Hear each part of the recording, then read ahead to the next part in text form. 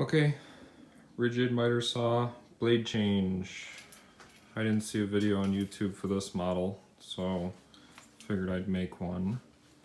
It's with the stand, okay. I don't know. So, alright, so this is pretty simple.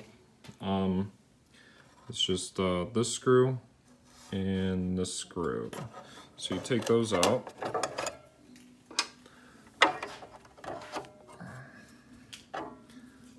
And this one here.